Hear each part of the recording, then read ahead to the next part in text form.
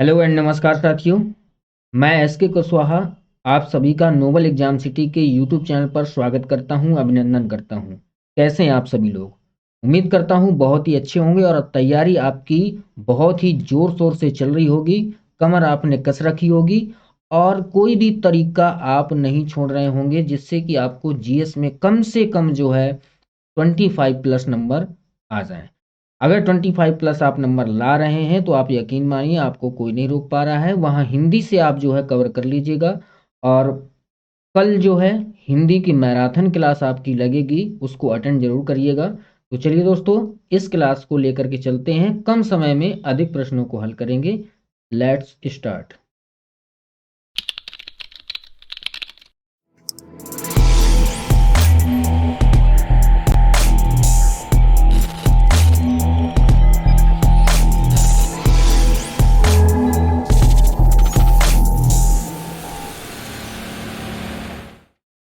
तो साथियों, शुरुआत करने से पहले एक बात मैं हमेशा की तरह कहूंगा, यदि अभी तक आपने चैनल को सब्सक्राइब नहीं किया है तो चैनल को जरूर सब्सक्राइब कर ले ताकि जब भी नया वीडियो आए सबसे पहले नोटिफिकेशन आपको मिले।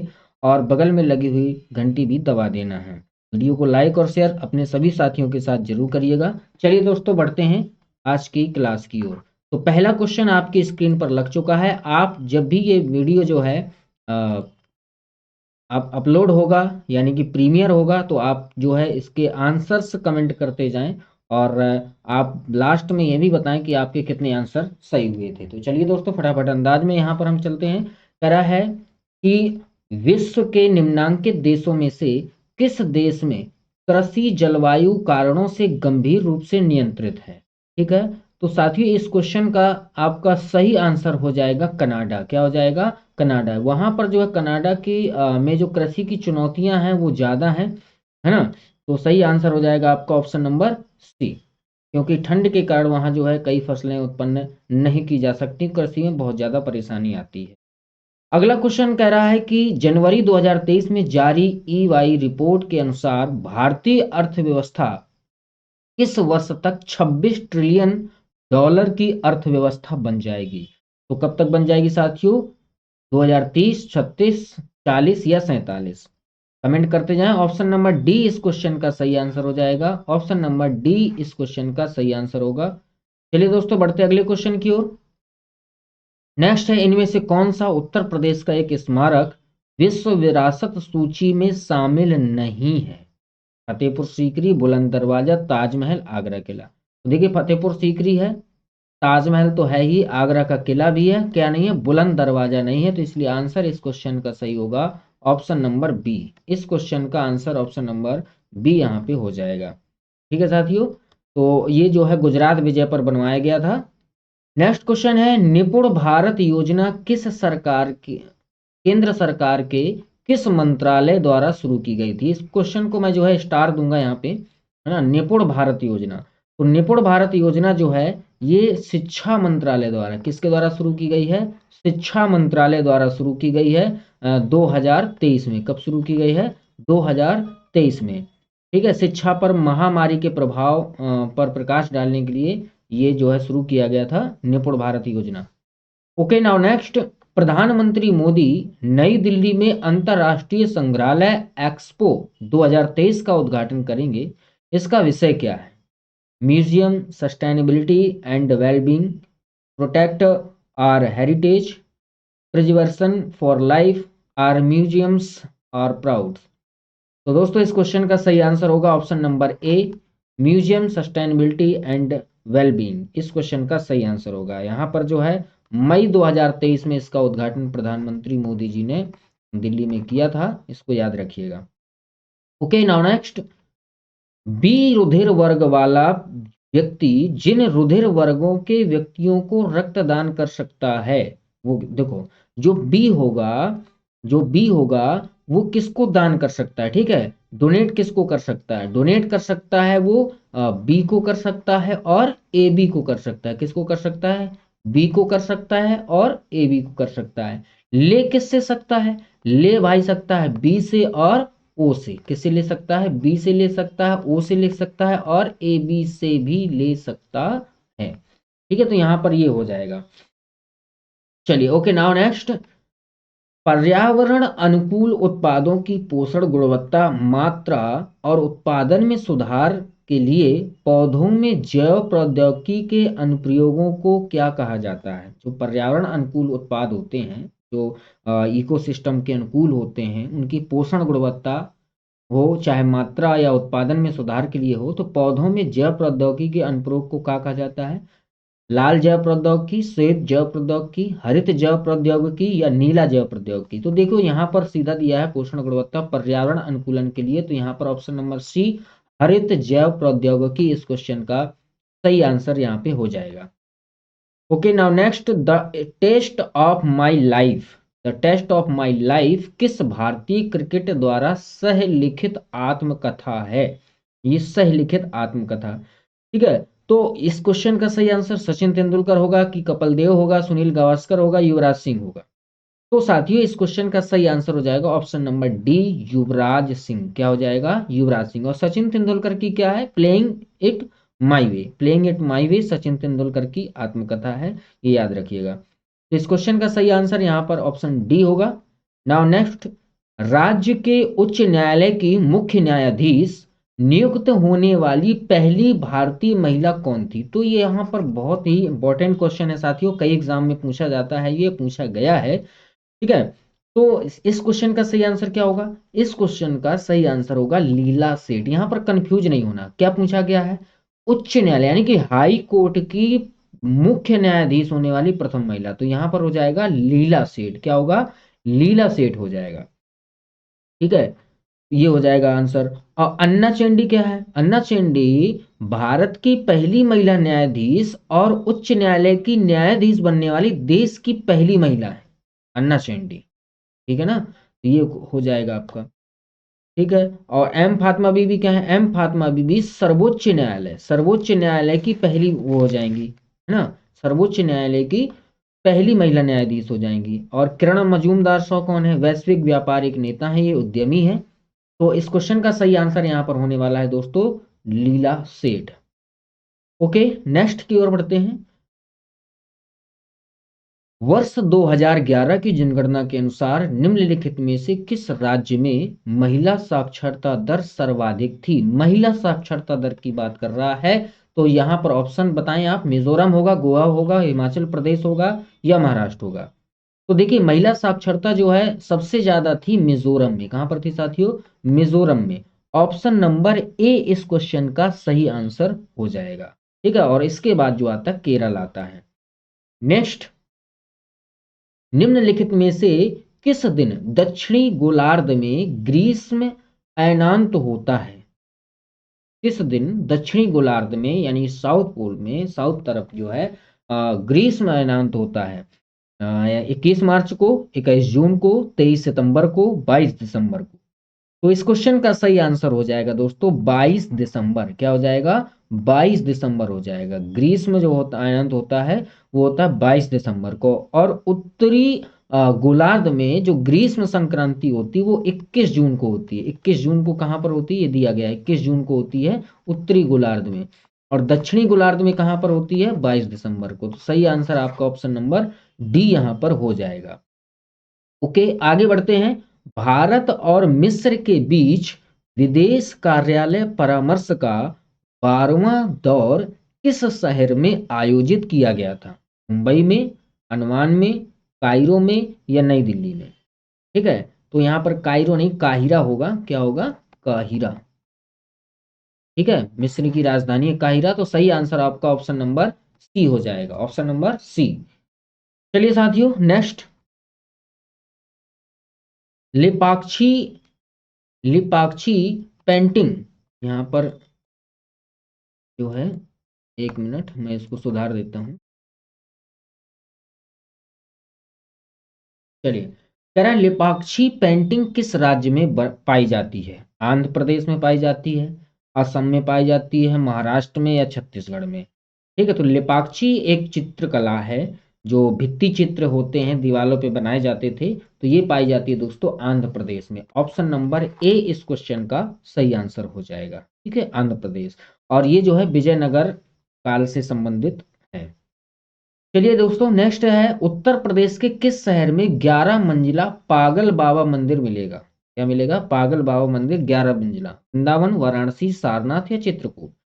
तो सही दोस्तों, पागल बाबा मंदिर जो है उत्तर प्रदेश के वृंदावन में स्थित है, एक प्रसिद्ध मंदिर है। ऑप्शन नंबर ए इस क्वेश्चन का सही आंसर यहाँ पर हो जाएगा। चलिए नेक्स्ट है, अशोक को उपनीत विहार की अपनी यात्रा के दौरान निम्नलिखित में से किस व्यक्ति ने मन मदेश का भ्रमण करते समय मदद की थी? पुष्यगुप्त ने, वसु ने, तुसाप्स ने या सांबा ने? तो इस क्वेश्चन का सही आंसर होगा दोस्तों सांबा। क्या हो जाएगा? सांबा। ऑप्शन नंबर डी इस क्वेश्चन का सही आंसर हो जाएगा।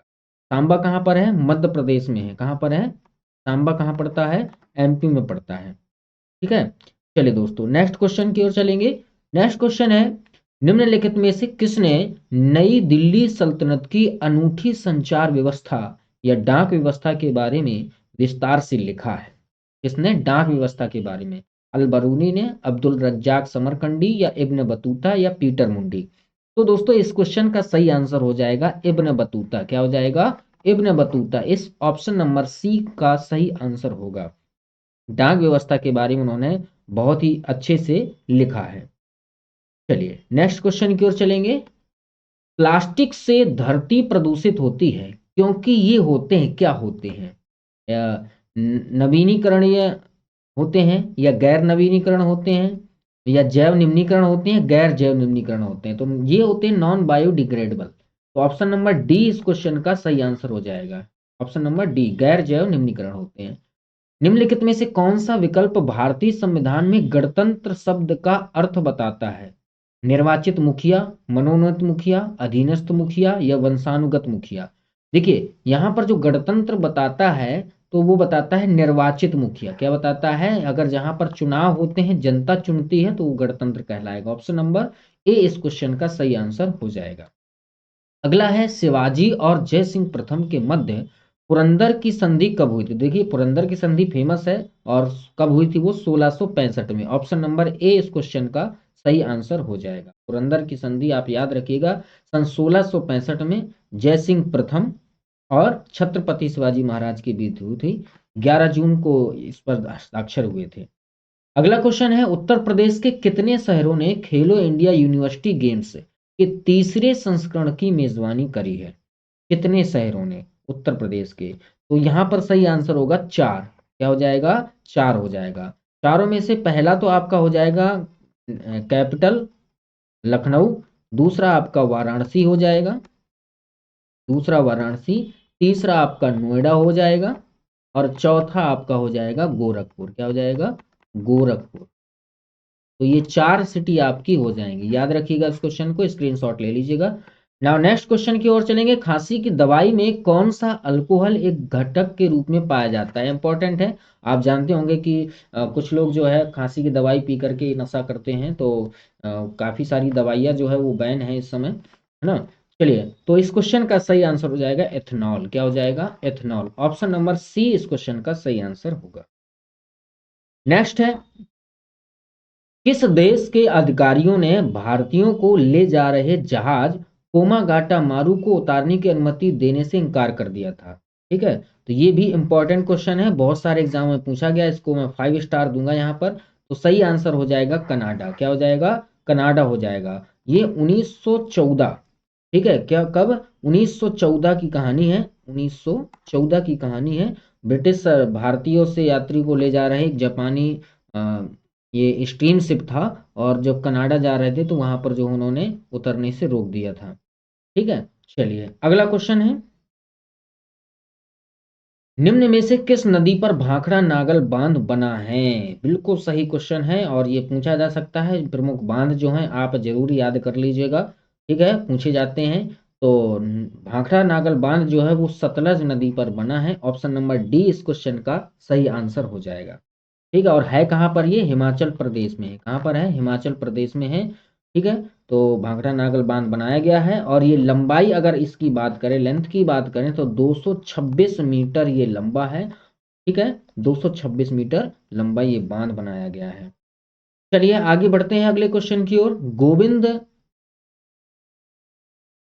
गोविंद धोंडू पंत, गोविंद धोंडू पंत, जिन्हें लोकप्रिय रूप से नाना साहेब के नाम से जाना जाता है, 1857 के विद्रोह के प्रमुख नेताओं में से एक थे। ठीक है। देश के दत्तक उत्तराधिकारी और उत्तराधिकारी थे, मतलब किसके उत्तराधिकारी थे? पेशवा बाजीराव द्वितीय, बालाजी बाजीराव, या माधवराव सिंधिया, या मल्हार राव होलकर। तो दोस्तों इस क्वेश्चन का सही आंसर आपका ऑप्शन नंबर ए होगा। पेशवा बाजीराव द्वितीय के दत्तक पुत्र थे, दत्तक उत्तराधिकारी थे। इस क्वेश्चन का सही आंसर हो जाएगा। 1857 में महत्वपूर्ण इन्होंने जो है भूमिका निभाई थी। अगले क्वेश्चन की ओर चलेंगे। निम्न में से किसे मरणोपरांत भारत रत्न से सम्मानित नहीं किया गया है? सुभाष चंद्र बोस को, पंडित मदन मोहन मालवीय को, लोकनायक जयप्रकाश नारायण को, या विनोबा भावे को? तो इस क्वेश्चन का सही आंसर आपका ऑप्शन नंबर ए हो जाएगा। इनको अभी तक जो है भारत रत्न नहीं दिया गया है। ठीक है, इनको जो है भारत रत्न नहीं दिया गया है। विनोबा भावे जी को 1983 में इनको जो है पुरस्कार दिया गया है, और जयप्रकाश नारायण को 1999 में दिया गया है, और पंडित मदन मोहन मालवीय को 2015 में इनको भारत रत्न से सम्मानित किया जा चुका है। अभी तक सुभाष चंद्र बोस जी को भारत रत्न से सम्मानित नहीं किया गया है। अगले क्वेश्चन की ओर साथियों बढ़ेंगे। 26 नंबर का है, निम्न में से कौन सी महिला लोक माता के नाम से प्रसिद्ध है? रानी लक्ष्मीबाई, अहिल्याबाई होलकर, अवंतीबाई, या इनमें से कोई नहीं? तो साथियों इस क्वेश्चन का सही आंसर हो जाएगा अहिल्याबाई होलकर। क्या हो जाएगा? अहिल्याबाई होलकर को लोक माता के नाम से जाना जाता है। वो मराठा साम्राज्य की एक कुलीन रानी थी।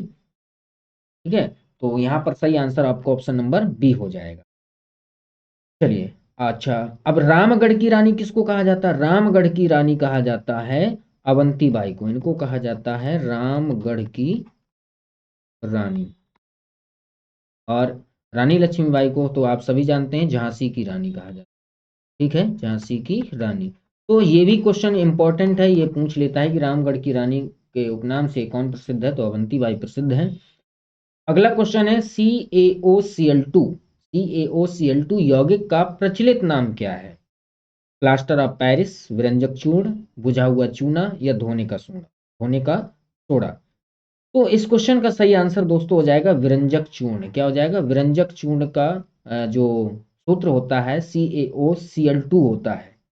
क्लियर है ना? ये हो जाएगा। चलिए दोस्तों अगला क्वेश्चन। आजादी से पहले अनौपचारिक रूप से पहला स्वतंत्रता दिवस कब मनाया गया था? आजादी के पहले अनौपचारिक रूप से पहला स्वतंत्रता दिवस कब मनाया गया था? 31 दिसंबर 1929, 30 जनवरी 1930, 29 जनवरी 1930, या 26 जनवरी 1930? तो साथियों यहाँ पर सही आंसर हो जाएगा कि 26 जनवरी 1930। ऑप्शन नंबर डी इस क्वेश्चन का सही आंसर होगा। ठीक है, चलिए अगला क्वेश्चन। भारतीय संविधान में शिक्षा के अधिकार को मौलिक अधिकार के रूप में किस वर्ष शामिल किया गया था? किस वर्ष शामिल किया गया है? 2000 में, 2004 में, 2006 में, या 2002 में? तो देखो आप जानते हैं अनुच्छेद 21A जोड़ा गया था। अनुच्छेद 21A जोड़ा गया था। कब जोड़ा गया था? 2002 में। कब जोड़ा गया था साथियों? 2002 में जोड़ा गया था। अगर पूछ ले कि ये जो अनुच्छेद 21A है, अनुच्छेद 21A है, ये लागू कब किया गया था? लागू कब किया गया था? तो लागू हुआ था साथियों 1 अप्रैल 2010 को। कब लागू हुआ था? 1 अप्रैल 2010 को लागू किया गया था। ये आप सभी जो है याद रखिएगा। चलिए अगले क्वेश्चन की ओर चलेंगे। अगले क्वेश्चन की ओर चलेंगे। निम्नलिखित में से किस एक के कारण आकाश का रंग नीला होता है? रैले प्रकीर्णन के कारण, या माई प्रकीर्णन के कारण, या गैर चयनात्मक प्रकीर्णन, या धरातली प्रदीप्ति? अब देखो आप सभी याद रखते हैं कि प्रकीर्णन, अब उसने जो है थोड़ा और डीप पूछ लिया। ठीक है, वो प्रकीर्णन के भेद बता दिए। तो यहाँ पर सही आंसर होगा आपका रैले प्रकीर्णन। क्या होगा? रैले प्रकीर्णन होता है, इससे आपका जो है आकाश का रंग नीला दिखाई देता है। इसी प्रकार पूछ लेता है कि अंतरिक्ष यात्रियों को आकाश का रंग किस प्रकार से दिखाई देगा? तो आपको आंसर देना है काला। ठीक है, अगर अंतरिक्ष में एस्ट्रोनॉट हैं तो वहां उनको आकाश कैसा दिखाई देगा, काला। लेकिन अगर धरती से देखें नीचे से तो आकाश का रंग कैसा हो जाएगा, नीला हो जाएगा। क्यों होता है, वो प्रकीर्णन के कारण होता है। कौन सा प्रकीर्णन, रिले प्रकीर्णन। ओके नाउ नेक्स्ट, भारत सरकार द्वारा देश की पहली तांबा फैक्ट्री इंडियन कॉपर कॉरपोरेशन कब स्थापित हुआ। इंडियन कॉपर 1924, 1926, 28, 30, ये ऑप्शन दिए गए हैं। इस क्वेश्चन का सही आंसर होगा 1924। क्या हो जाएगा, 1924 इस क्वेश्चन का सही आंसर हो जाएगा। चलिए अगले क्वेश्चन की ओर चलेंगे। क्रिकेटर MS धोनी को किस वर्ष में भारत की प्रादेशिक सेना में लेफ्टिनेंट कर्नल की मानद उपाधि प्रदान की गई थी। तो लेफ्टिनेंट कर्नल की पोस्ट जो है, जब वो विश्व कप जीते थे तो तब किया गया था। याद इस प्रकार से याद रखिएगा, सन 2011 में। ऑप्शन नंबर बी इस क्वेश्चन का सही आंसर हो जाएगा। अगला क्वेश्चन है, चंद्र प्रद्योत किस प्राचीन गणराज्य के राजा थे। काशी के, अंग के, अवंती के या वज्जी के। तो सही आंसर हो जाएगा आपका अवंती। क्या हो जाएगा, अवंती हो जाएगा। अवंती का एक और नाम है, इसकी राजधानी होती थी उज्जैनी। क्या है, उज्जैनी। ठीक है, इस क्वेश्चन का सही आंसर ये हो जाएगा। ये प्रद्योत वंश के संस्थापक थे चंद्र प्रद्योत।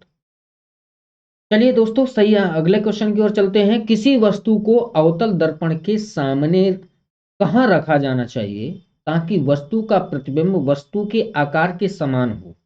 ठीक है, तो कहां पर रखें दोस्तों, वक्रता केंद्र पर। कहां पर रखें, वक्रता केंद्र पर यदि वस्तु को रखा जाए तो जो प्रतिबिंब होगा वो वस्तु के कहां पर होगा, समान होगा, वस्तु के जैसा होगा। चलिए अगले क्वेश्चन की ओर चलते हैं। भारत के राष्ट्रगान में उत्कल शब्द किस आधुनिक राज्य को संदर्भित करता है, उत्कल।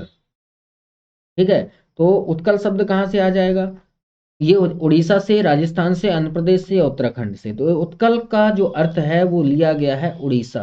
कहां से लिया गया है, उड़ीसा। ऑप्शन नंबर ए इस क्वेश्चन का सही आंसर हो जाएगा।